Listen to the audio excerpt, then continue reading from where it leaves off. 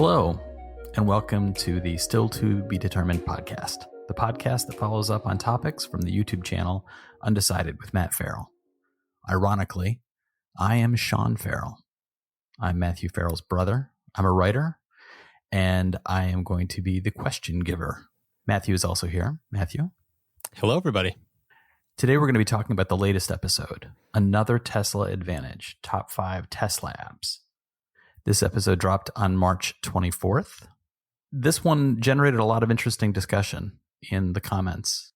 I wanted to start with the most amusing comment first, which was from Charles, who wrote, "I'm going to buy a Tesla car to get more functionality out of my Apple Watch." I love that comment. Yeah. Steve Martin, not the actor and stand-up comedian, he responded, "It sounds like it could be a great Apple Watch accessory." And then you chimed in with saying it's the best Apple Watch accessory you own. Exactly. It's almost as expensive as the Apple Watch Gold Edition that they first came out with a number of years ago. So a lot of the conversation revolved around availability of a lot of different competing apps. And D. Drawer wrote, "Would you recommend choosing one of these apps and sticking with it? I'm between using Teslafy and Teslab. I like the mobile app with Teslab, but it seems like the data you get from Teslafy is more meaty / easier to review long-term." And you had a response to that I thought was interesting. Yeah, I do recommend using, you don't have to stick with one. You can use as many as you want. I wouldn't recommend using 3 or 4 of them. But for me personally, I like the Teslab or Stats for that mobile snapshot for the daily use. And then Teslafy gives you really good, like he said, meaty data to dig into. And you're not going to be doing that every day. It might be once a week or once a month, but it gives you a really good way to look at that data, export that data, slice it any way you want, and really kind of dive in deep if you're kind of a data nerd. But for that daily snapshot, these mobile apps are fantastic. Another question that was around the same sort of the use of competing apps that I had was, do you know of any apps that are on the horizon that look appealing to you? Do you see anything between the different apps where they're chasing each other and adding functionality that there would be overlap, and you see one that might be looking to overtake another? A lot of them do seem to be kind of, I don't want to say they're chasing each other, but they're kind of trying to solve the same problem, but in a different way. Right. And I would point to Teslab at like Teslab versus Teslafy or Teslab versus Stats. They're kind of doing the same thing, but in very different ways. Like Teslab is very social, community focused, where it shows you how you stand against other people in your area or all Teslab users, and you can kind of share how you're doing with other Teslab users, and it kind of creates this really kind of fun kind of Tesla community around the data that it's collecting. And then it gives you that snapshot, those base level controls, where Stats is just straight up just the facts, ma'am. Just like, here's how your battery is doing. Here's how your car is doing. Looks like you need to charge, or you're charging too much, or your efficiency isn't as good as it could be. So it's those quick snapshots that it shows you that are very useful. So it's like, it really, they're addressing different needs based on what kind of person you are, where there are apps in the works that I know about. I'm actually a beta tester on one right now. I can't talk too much about it, but it's doing something completely different from what everybody else is doing. And it's specific to one aspect of ownership. It's around charging your car and how your car charges and how much you're paying for that and controlling the charge of your car.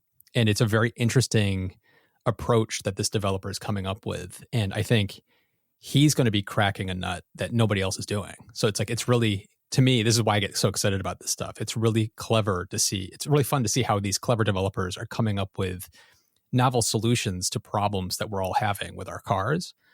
And they're just kind of, they're help filling those gaps that Tesla has in their user experience. And as more cars go electric, it's going to be filling those gaps for all of those cars eventually. So it's really exciting to see how this is kind of like how it's all unfolding. Is there anything Tesla specific that does, I'm thinking of apps like Waze, where traffic and information like that is fed back to the driver. Is there anything in Tesla that does something similar, or is there something embedded within the Tesla software itself that already does that? They already do that. It's the mapping software inside the car gets real-time traffic data, and it will reroute you if the traffic is, really backed up. But it's one of those, I don't know if it's as good as what you might get through something like Waze or Google Maps, which is part of why in my video I advocated for, I really wish Tesla would open up their system broader, because what if Google Maps could be directly integrated into your car? Or there was a Waze app you could install directly in your car and use Waze instead of the Tesla maps. Right. It would open up a lot of potential. I imagine that there's probably on their end some sort of very close communication between their mapping and routing and the future of autonomous driving. Yeah. So it's possible that they're trying to avoid any sort of conflicts between that, by doing it all in-house. Yeah, it would probably add a layer of complexity they just don't want to deal with. Yeah. For something like map replacements, that I can totally see why they wouldn't want to do that. Yeah. But from a user's point of view, you want to avoid the car being confused, or you getting routed the wrong way, or the car just getting frustrated and driving into a tree. Yeah. that would be a bad move. Yeah, that would be. So another comment was left by Miles Forrest, who wrote, "Brilliant observations of the current offering and limitations. I do worry about the authentication process. For that reason, I've not enabled third-party EV.energy to control the charging of my car. They offer clever ability to charge when grid is in the greenest, but I'm not putting my Tesla password into their app. I agree with you that it would be fantastic to have a Tesla app store, another revenue stream potentially." Yeah, this comment is kind of the motivation of why I made this video in the first place. I kind of want to, it's like, as I'm as excited as I am around all the developers and what they're doing, there's an aspect to this that Tesla has not fully embraced, and it kind of really drives me nuts. And it's that they haven't fully implemented a user authentication process to give trust to the customers. Because, to get a little technical for a second, Tesla is using something called OAuth, which is kind of an industry standard system for different applications to authenticate with each other. So you give the credentials to your Tesla account to this OAuth procedure, and it generates a token that is then given back to the application developer, and they use that token for very specific limited access to your car and your information. They cannot log into your account with this token. They cannot make purchases on your account with this token. They can't drive your car away with this token.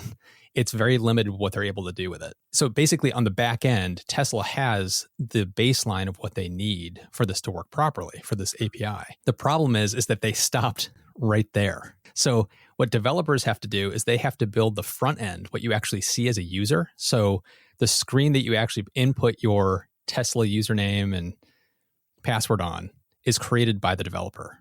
And that's where this whole, I feel uncomfortable because I'm giving my password to this developer looks. Where it's giving developers the opportunity to act as a man in the middle, which means an unscrupulous developer could record what you've entered and keep it and do nefarious things with it. Right. And that's why people are scared, and they should be. You shouldn't be jumping into any random Tesla app because you don't know what the developer might be doing. So you have to do your homework. And in my case, all the apps I recommended that do this, I've talked to all of them. I've actually talked to the developers, and I know exactly what they're doing. And they've all been very explicit of they want nothing to do with your username and password.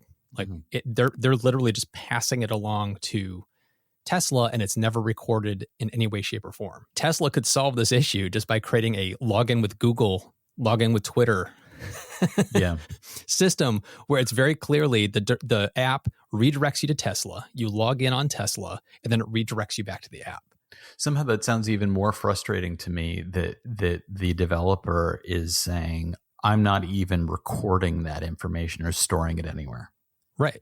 Somehow that's even more frustrating to me. Like, why is Tesla then not taking that next step as you describe? That's Why what are I don't. they're giving an appearance almost of lack of trust, as opposed to simply like, oh, we can create a system that clearly shows the trust is in the hands of the user. That's what drives me nuts about this. They built out an API that allows developers to do this. So why are they not completing this process to make it so that customers, the owners of their vehicles will feel comfortable using these things?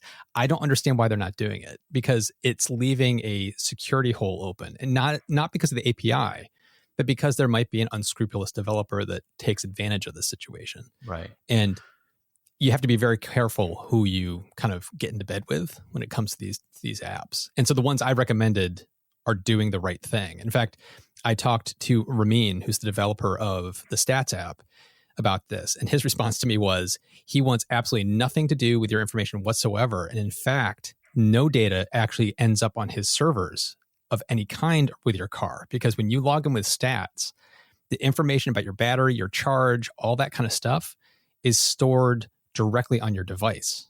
It's not actually stored on a server anywhere. And that device is on your computer, or it's on your phone, or Your it's phone. in the car. So it's on your iPhone. And so then your iPhone is backing up to iCloud, so that if you uninstall the app and reinstall the app, that information comes back to your phone from iCloud. So it's all you and Apple. It's not even him. So it's like he is so divorced from that stuff. It's just like he's kind of like even 2 steps removed from anything to do with your information. Does he have that statement embedded in some way in the app so that it's easily seen by somebody who is looking at his app or looking at even downloading his app? He on his website, he has an FAQ where he writes up about all this kind of stuff. TesLab does the same thing. Mm-hmm. And if you're logging into the app and you have questions, I believe on Stats login screen, he has a, get a FAQ link, and you can kind of click that and read about it. Right. And as being in software development myself, it's like you want to draw attention to it, but not too much attention to it. Right. Because if somebody's not concerned about it, you don't want to make them concerned about it. Right. So it's like you have to find that balance as the developer. But in an era of don't share your password with anybody. Yes. Yeah. For Tesla to design a process which is literally you have to share your password with somebody. Yeah. Sounds ridiculous. And I use third-party apps for, we've talked about it before. We're gamers, and I use third-party apps that plug into some of the games we play, and there's never a give us your password. Right. It's always a give authorization, and then you have to log into the game developer's website. Exactly. And you're adding that app as an authorized third party for you. If I ever downloaded something and it was like, give me directly your password. Yeah. No, that would be clearly something I would draw the line at. And it seems ridiculous that for a product which is costing literally tens of thousands of dollars, the developer of that product would say, feel free to give your password around. There's so much potential around this because, yes, they may not control the apps directly, but by embracing these apps a little bit more than they are, they would create an ecosystem around the Tesla experience that would just enhance the Tesla experience. And it would make their customers even happier, which in the end makes them happier with Tesla. So it's like just a little extra effort on their part would make this whole situation dramatically better, which then leads me into the whole in-car system. And they're kind of heading down this path now because they've added Netflix. They're adding things like Hulu and HBO and stuff like that into the car. So when you're charging, you can stream your favorite shows. And they're adding games. So it's like they're heading down this path, but right now it's really on their shoulders to integrate it. And it feels like if they added this more complete OAuth process for the external applications, like on your phone, and then in the car, they added an app store where developers could create their own apps. So a game developer could do it all on their own and then submit to Tesla for approval. Then all Tesla has to do is look at it, make sure it's doing everything properly, and just say, you're good to go. And then it goes into the car.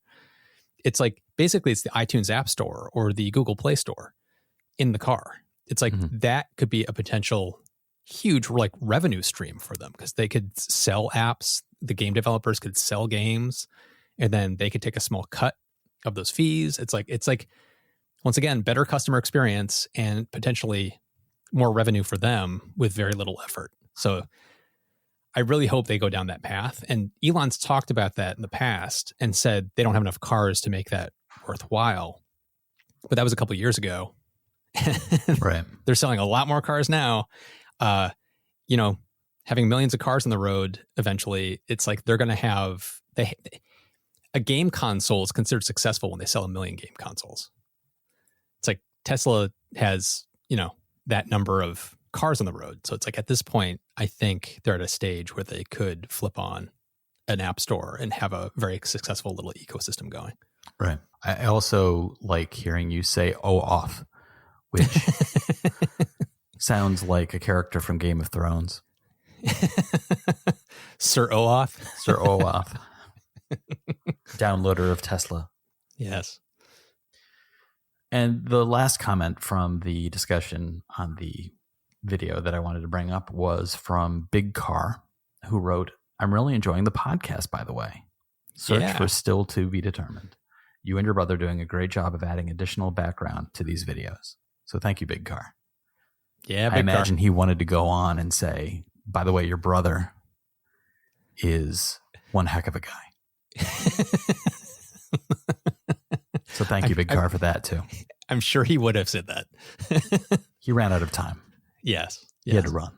So with a little bit of shifting of gears away from the video, there are some things that we've been watching or using to distract ourselves, and we thought we'd share some of our thoughts on things that we would recommend. So I'll start with a TV show that I think will hit the right note for parents out there who find themselves spending 24 hours a day with small children. It's on FX on Hulu, and it's called Breeders. Mm-hmm.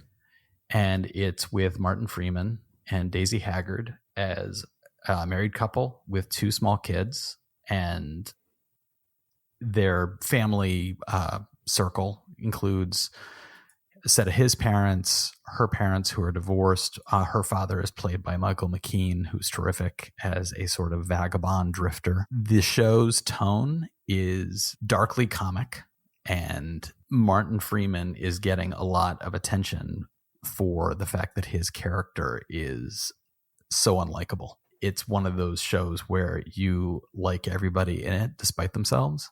Right. And the humor that comes out of it is wonderfully dark. And as a parent myself, I find myself watching it and thinking, yeah, I've done that. So I give that a thumbs up.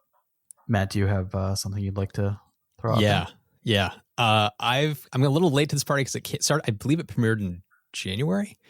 It's an HBO show called The Outsider, which is based on a Stephen King novel, and it's incredible.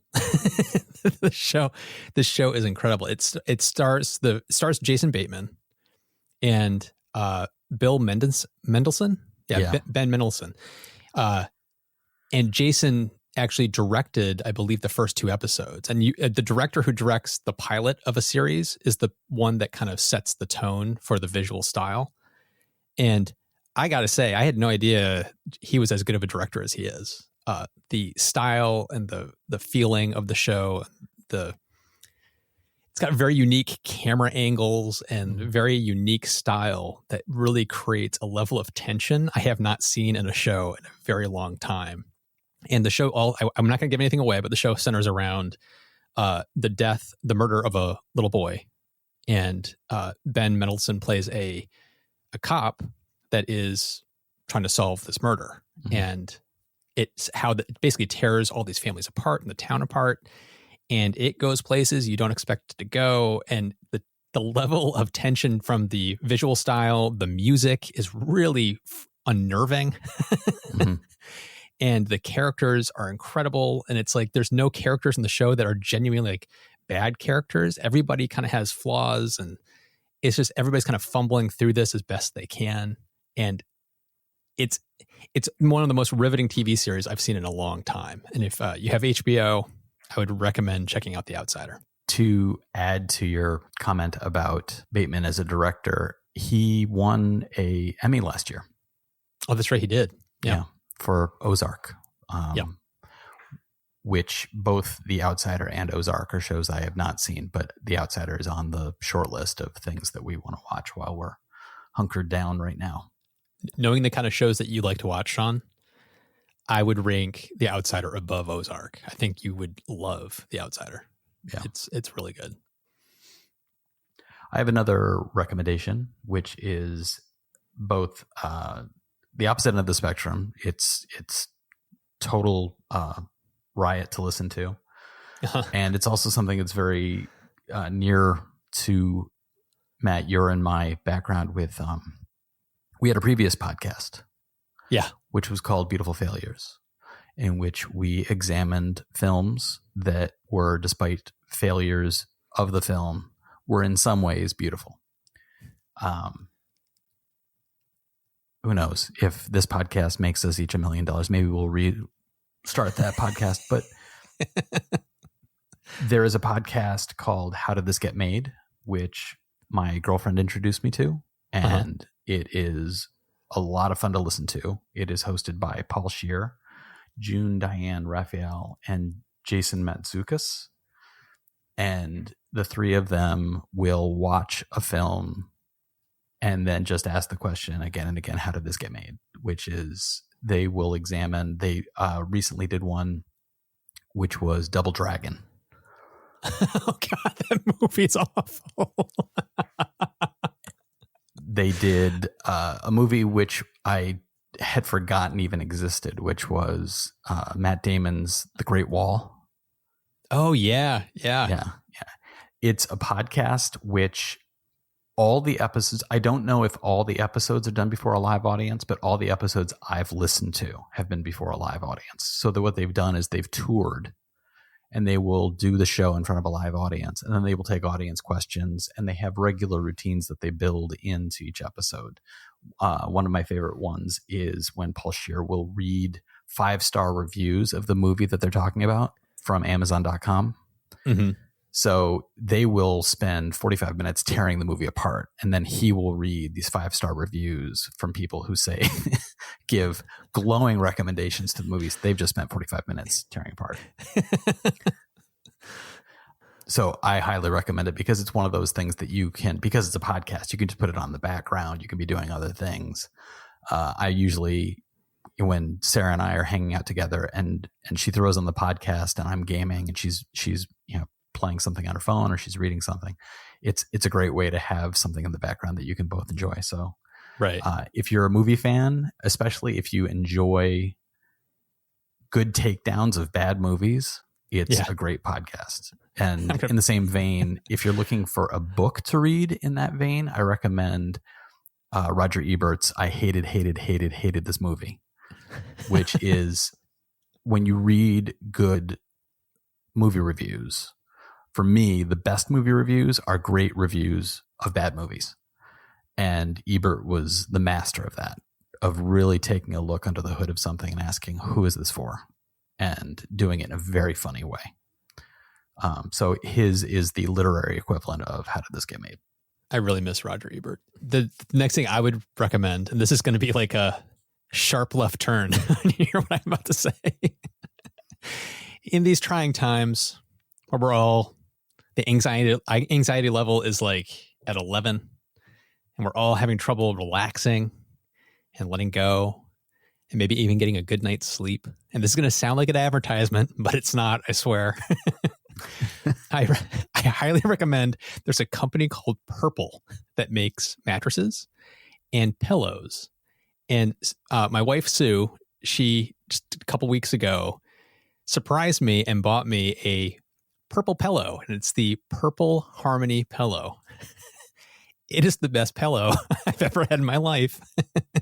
And I am sleeping like a baby on this pillow. It is absolutely incredible. It's the weirdest pillow.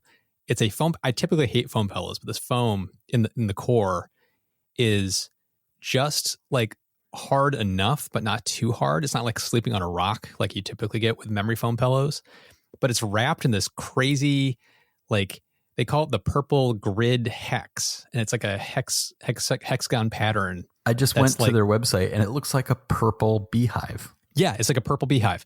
It's like an inch. It's like an inch thick, and it's latex. And what's interesting is it gives you enough support. And by the way, this stuff was, I think, invented for NASA. It was invented for something with spaceflight. Of course it was. Yeah. And this stuff is incredibly like supportive, but weighs next to nothing. And it has a very like a lot of give to it. So the pillow is wrapped in this purple hex stuff. And it feels like your head's just kind of floating. It's like it's just the perfect amount of resistance for your head, whether you're a back sleeper or side sleeper, it doesn't matter. And it doesn't get super hot. It's not too hard. It's just like, it's like your head's floating on air. It's fantastic. I love this pillow. I did not expect this conversation to go there. I know. That's why I was like, here's the sharp left turn. Strap yourself in. I'm taking you there. I have one more thing to recommend. This one's a film, and it's also with Jason Mantzoukas. It's called The Long Dumb Road. It is with Jason Mantzoukas and Tony Revolori. Tony Revolori, you would know him from Grand Budapest Hotel, and he also plays one of the side characters in the most recent Spider-Man movies.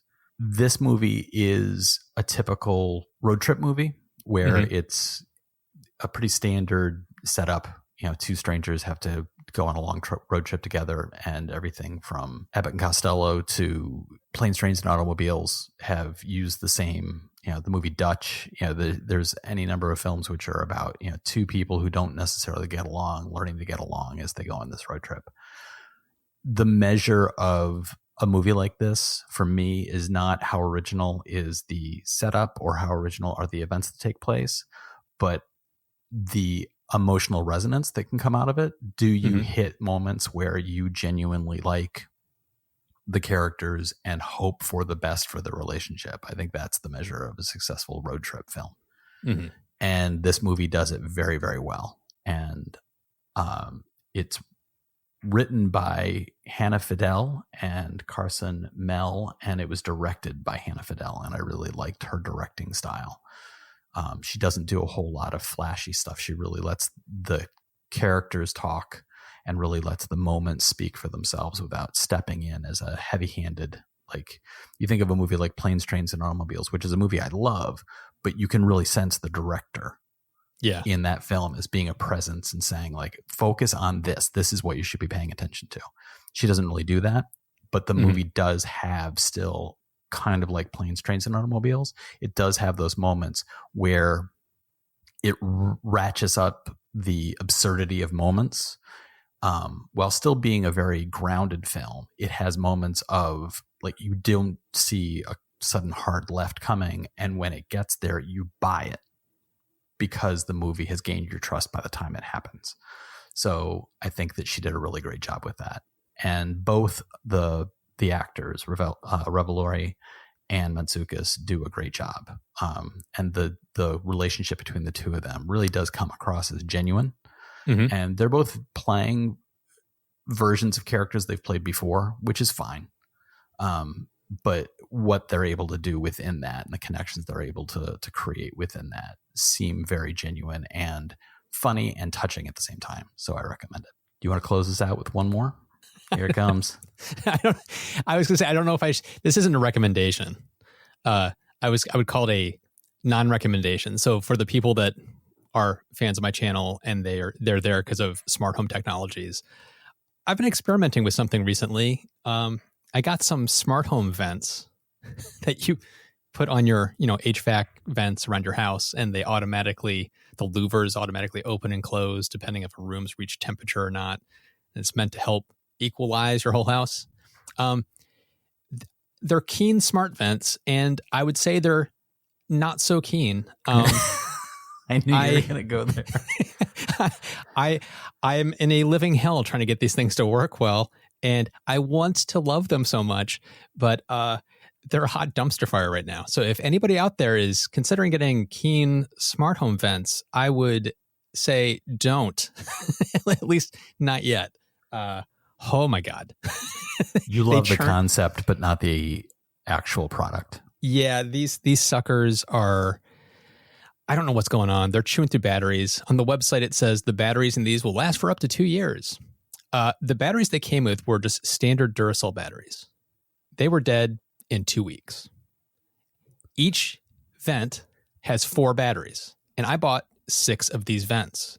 So in 2 weeks, I suddenly had, 24 dead AA batteries lining my counter. Yeah, that's nice. And I've been putting rechargeable batteries in, and they would go dead within 3 days. And so I've been trying to figure out what the hell's going wrong because 3 days, 2 years, there's kind of a gap there. Yeah. So I'm not sure what's going on. And there's even to a dog, that's fast. Yeah. And their support staff is not very supportive. Really? No, they have in their app live chat where you can chat with them, and they don't answer your questions directly. They send you links to FAQs that I already read on their website that have nothing to do with my problem. And it's really helpful when they don't answer my problem. They're saying, well, here's a FAQ. I'm like, that FAQ does not help me. That is not the problem I'm having. And they'll send me a different FAQ, which has absolutely nothing remotely to do with what I'm doing. So yeah, not so keen on the Keen smart home vent. For me, the funniest part, Sean, was that the support specialist I had, his name was supposedly Sean, and it was spelled the same way your name is spelled. And halfway in our conversation, he responded to me like it was the beginning of the conversation. So he introduced himself to me and said, how can I help you? And I was like, you've been helping me. We've been talking back and forth for the past 20 minutes. Nice to meet you again, Sean. Actually, I hate to break it to you, but that was me. I just was being a jerk. Yeah. Well, that makes a lot of sense. Oh, by the way, Matthew? Yes. My name is Sean. Nice to meet you, Sean. Nice to meet you. And that's our podcast. Let us know what you think. We're reachable on Twitter at StillTBDFM, at by Sean Farrell, at Matt Farrell, and at UndecidedMF. Be sure to watch the latest videos from Undecided with Matt Farrell on YouTube, and you can find the podcast at stilltbd.fm. You can subscribe. You can find us anywhere there are podcast providers like Spotify and iTunes. And please be sure to give us a rating, review us, and share us with your friends because it really helps the podcast. The podcast helps the channel. The channel helps Matthew. And then, of course, Matthew helps me. Have a good day, everybody. Talk to you later.